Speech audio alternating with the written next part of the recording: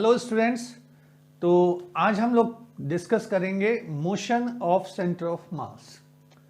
पिछले समय में हम लोगों ने डिस्कस कर चुके हैं सेंटर ऑफ मास क्या है, कंटिन्यूस बॉडी का सेंटर ऑफ मास कैसे निकलेगा, डिस्टिंक्ट बॉडीज का, डिस्टिंक्ट पार्टिकल्स का सेंटर ऑफ मास कैसे निकलेगा, उनके न्यूमेरिकल्स कैसे होंगे, हम डिफरेंट प्रॉब्लम्स को कैसे डील करेंगे।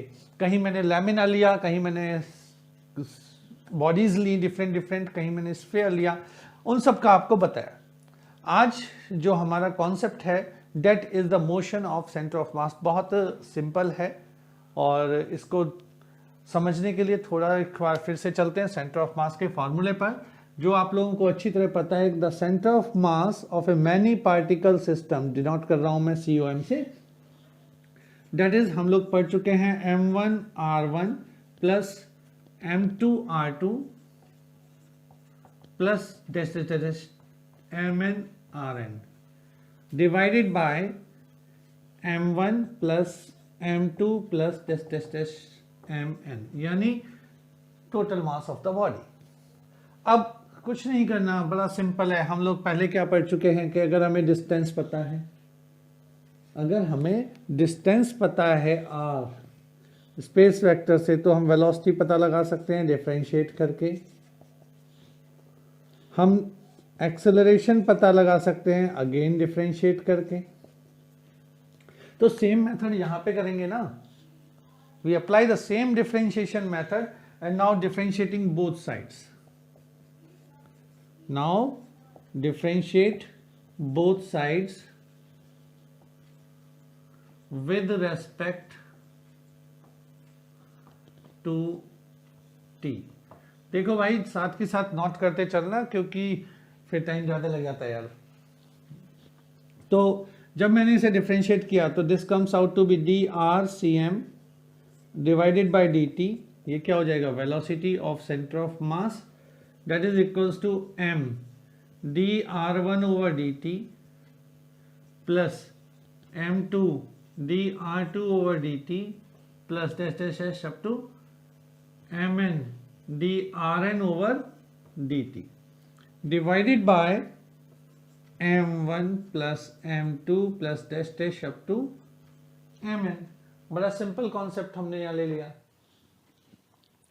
तो dr1 ये v1 हो गया, dr2 ये v2 हो गया, drn ये vn हो गया, और v सेंटर ऑफ मास कितना बन गया, ये हो गया M1 V1 plus M2 V2 dash up to Mn Vn divided by M1 plus M2 plus dash up to Mn।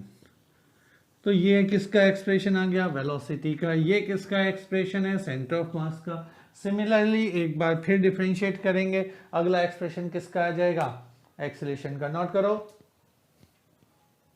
फटाफट, 1 2 3 4 5 6 7 8 9 10 हो गया होगा, ठीक है। Now differentiate again with respect to t, differentiating again with respect to t and we get acceleration. अगर मैं इसको differentiate करता हूं both sides with respect to t again,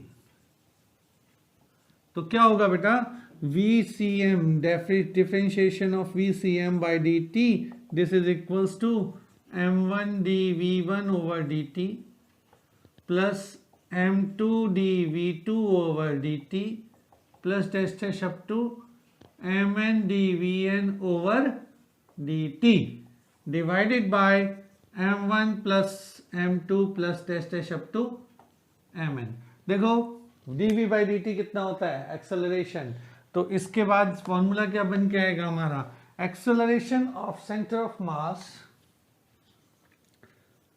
acceleration of centre of mass is m1 a1 plus m2 a2 plus mn an divided by m1 plus m2 plus dash up to mn।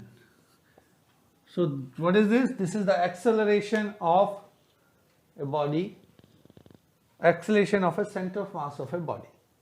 अब हम लोगों को ये भी पता है कि acceleration क्या होता है, एक्सेलरेशन होता है force, net force external divided by total mass, ये भी एक्सेलरेशन है। तो हम लोग क्या कह सकते हैं, एक्सटर्नल फोर्स ये कितना होगा, mass into centre of acceleration of centre of mass. This is all about the motion of centre of मास। छोटे छोटे से फॉर्मूले करें, लेकिन जिसकी 2-3 प्रॉब्लम करेंगे, थोड़ी इंटरेस्टिंग है, थोड़ी डिफरेंट टाइप की प्रॉब्लम्स हैं। तो लेकिन इसमें ध्यान रखने वाली बात क्या है कि अगर एक्सटर्नल फोर्स जीरो है, if external force is zero, acceleration of center of mass is zero, and if external acceleration of center of mass is zero, then velocity is constant। तो मैं एक बार इस चीज को आपको फिर बता देता हूं, ठीक से नोट भी कर लीजिएगा, देखो साथ साथ नोट करना। तो I am going to say that, हमने लिखा कि if acceleration of centre of mass zero implies that, क्या मतलब हुआ इसका कि d v centre of mass over d t वो जीरो हो गया, और वो जीरो कब होगा, जब velocity of centre of mass constant हो। और अगर वेलोसिटी कांस्टेंट होगा तो सीधी सी बात है भाई, मोमेंटम भी कांस्टेंट होगा, मोमेंटम कांस्टेंट होगा। क्या कांस्टेंट होगा, मोमेंटम भी कांस्टेंट होगा। और अगर momentum constant, external force apply नहीं किया, मोमेंटम कांस्टेंट हुआ, velocity of centre of mass constant हुआ, तो इसका मतलब सेंटर ऑफ मास की पोजीशन भी चेंज नहीं होगी।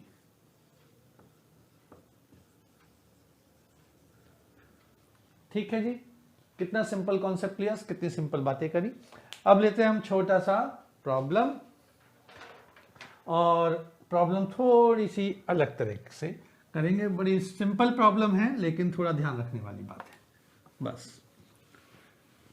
तो चलिए प्रॉब्लम नंबर 1, पहली प्रॉब्लम, थोड़ा सा ध्यान दीजिए क्या प्रॉब्लम मैं कह रहा हूं, मैं पूरी लैंग्वेज नहीं लिखने वाला हूं, प्रॉब्लम क्या है उसकी बात कर लेते हैं। प्रॉब्लम ये है कि this is A coordinate system, यहां से एक बॉडी या इधर की ओर चल रही है, यानी ऊपर की तरफ चल रही है ऐसे, और एक बॉडी यहां से ऐसे चल रही है ओरिजिन की तरफ, दोनों ओरिजिन की तरफ चल रही हैं। एक है m1, ये वाली है m1, ये वाली है m2, and this angle is 37 degree. ये दोनों कहां कोलाइड करती हैं, ओरिजिन पे। Both bodies collide at origin. Given क्या है वो देखिए, गिवन है सॉरी भाई, m1 is equals to 3 kg, m2 equals to 5 kg। m1 है 3 kg का, m2 है 5 kg का, और दोनों की वेलोसिटी इक्वल है। v1 equals to v2 equals to that is 5 metre per second. तो दोनों की वेलोसिटी भी इक्वल है। डायरेक्शन आपको मैंने दे दी। कैलकुलेट क्या करना है, find the centre of velocity of centre of mass before 3 second of collision.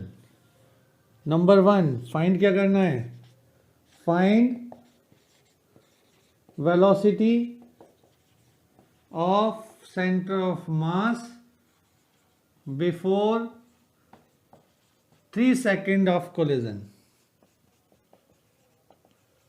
और दूसरी चीज बताना है, पोजीशन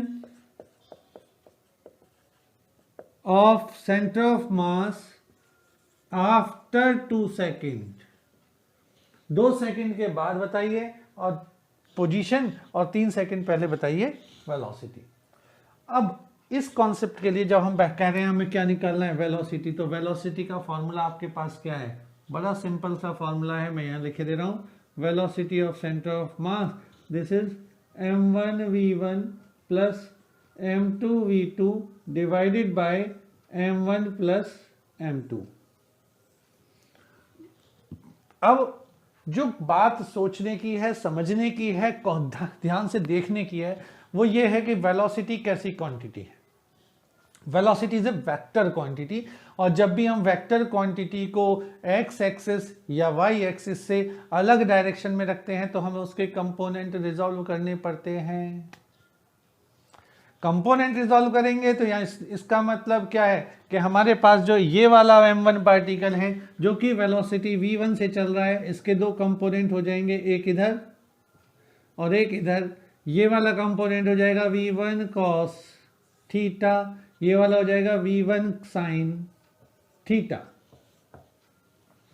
जबकि यहां पर जो पार्टिकल है ये v2 वेलोसिटी से इधर चल रहा है, इसका सिर्फ वर्टिकल कंपोनेंट है, हॉरिजॉन्टल कंपोनेंट कितना हो जाएगा v2x की डायरेक्शन में, वो हो जाएगा 0। So now apply taking as a vector quantity.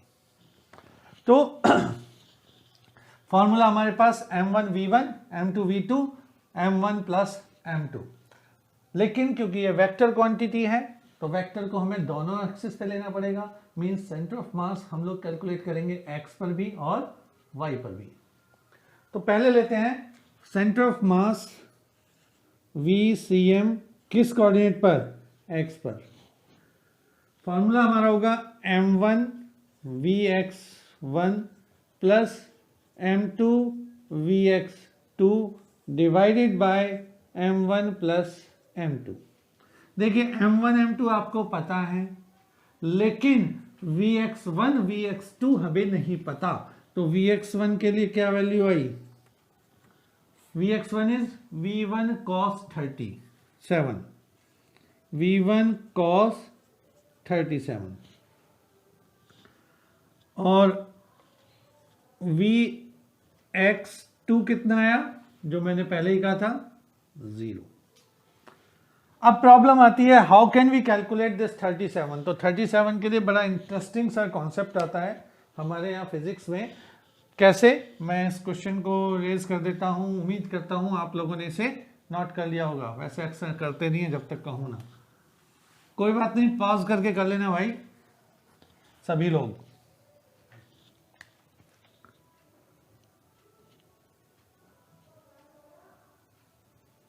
ठीक है, तो अब देखिए मैंने एक ट्रायंगल बनाया है यहां पर,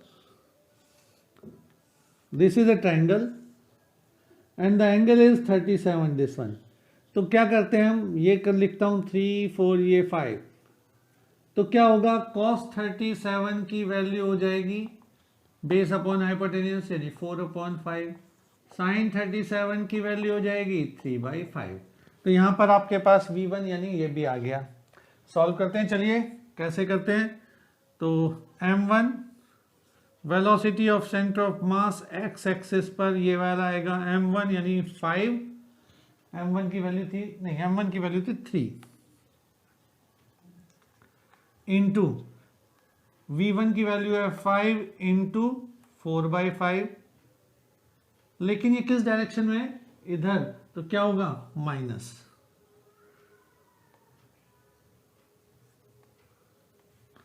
plus m2 that is m2 की वैल्यू है 5 और vx2 यानी ये 0 डिवाइडेड बाय 3 प्लस 5 यानी 8।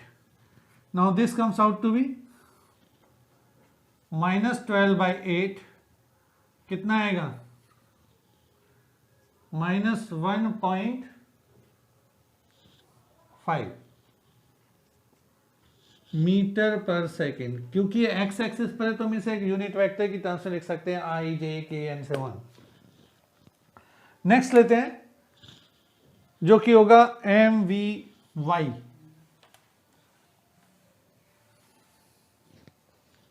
तो वेलोसिटी ऑफ सेंटर ऑफ मास कहां पर, y एक्सिस पर, ये हो जाएगा m1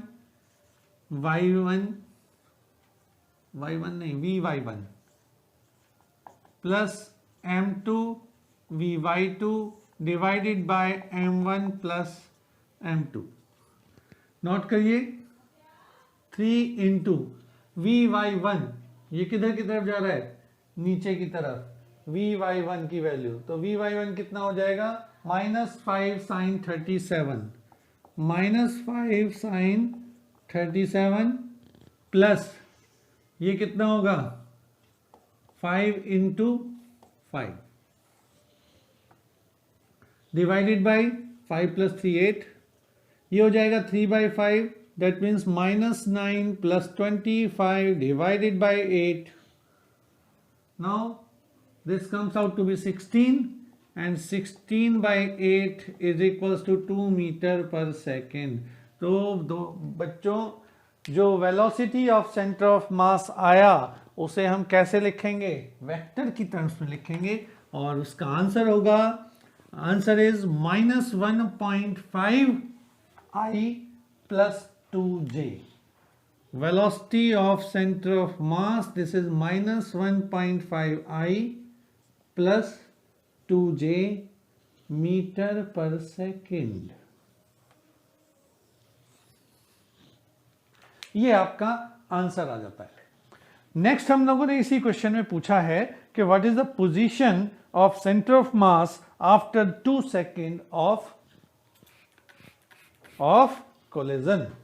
तो चलिए बात करते हैं आफ्टर 2 सेकेंड ऑफ कोलिजन क्या क्या चेंज होने वाले हैं, कैसे होगा, कैसे कैलकुलेट करेंगे. तो बड़ा सिंपल कॉन्सेप्ट है कि जो नई पोजीशन आती है वो पुरानी में हम लोग वेलोसिटी इनटू टाइम ऐड कर देते हैं. नई पोजीशन का मतलब previous position plus velocity into time.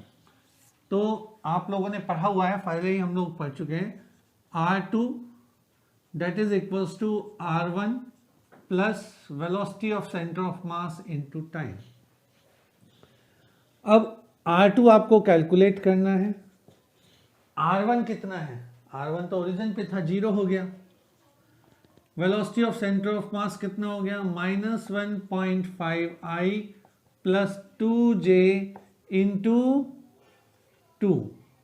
Then R2 is equals to -3I plus 4j metre per second. This is R2. चलो भाई, so this is the numerical. बड़ा सिंपल न्यूमेरिकल है, बहुत इजीली आप लोग इसे कर सकते हैं. ध्यान देने वाली बात क्या थी कि जहां पर वेक्टर क्वांटिटी है उसे वेक्टर लेके चलो, जहां स्केलर है वहां स्केलर लेके चलो, लेकिन हमारे पास मोशन में एक्सेलरेशन हो या वेलोसिटी हो, वेक्टर है तो कंपोनेंट्स या डायरेक्शन उसकी कंसीडर करनी पड़ेगी. एक और न्यूमेरिकल लेते हैं चलते चलते, फिर आप लोग ट्राई करिएगा. न्यूमेरिकल बहुत अच्छा है. It is based on pulley system. जैसा कि आप लोग जानते हैं पुली सिस्टम के बहुत सारे न्यूमेरिकल्स हम लोगों ने पहले भी करे हैं. ये नहीं पीछा छोड़ेगा पुली. तो पुली सिस्टम बहुत इंपॉर्टेंट है, पीछा छोड़ेगा नहीं. खासकर जेई मेंस, जेई एडवांस वाले बच्चों के लिए, यानी मैथमेटिक्स वालों के लिए. नीट में तो इस बार 24 इयर्स के बाद इस बार पुली पूछी गई थी, यानी बहुत लंबे समय के बाद पुली सिस्टम का क्वेश्चन दोबारा नीट के पेपर में आया, लेकिन जेई मेंस में अक्सर आता है. तो let us discuss the pulley system. कि this is a fixed horizontal surface और यहां पर एक पुली है. इस पुली से 2 बॉडी लटकी हुई हैं, हैंग है. नंबर 1 M1 और नंबर 2 M2. एक बॉडी है M1, दूसरी बॉडी है M2. This one is M1, this one is M2 और M2 is greater than M1. ये हमें बताया गया है. नेक्स्ट क्या है, एक्सेलरेशन होगा. अगर मैं कहता हूं इसका एक्सेलरेशन a है तो आपको पता है acceleration is a vector quantity, इसका एक्सेलरेशन कैसा होगा, -a. क्वेश्चन है कि find out the acceleration of centre of mass of this system. if the string is massless, pulley is massless, only the masses are M1 and M2, acceleration is a and -a. We know that g is the acceleration due to gravity. हमें निकालना है acceleration of centre of मास, जो कि कहीं ना कहीं इन दोनों के बीच में होगा. सेंटर ऑफ मास कहाँ होता है, the line joining these two bodies, जिन बॉडीज को वो ज्वाइन करती है उसमें कहीं ना कहीं होगा, चाहे M2 के करीब हो, M2 भारी है तो M2 के करीब होगा। तो देखते हैं सेंटर ऑफ मास क्या है और कैसे चलता है। तो उसके लिए जरूरी है हमें ये पता होना कि इस A की वैल्यू क्या है। For centre of mass, acceleration of centre of मास, इसका फॉर्मूला होता है m1a1 plus m2a2 divided by m1 plus m2। ये हम लोग पढ़ चुके हैं। अगर टेंशन की बात करें तो टेंशन भी हम लोगों ने पढ़ा था कि T is equals to twice m1 m2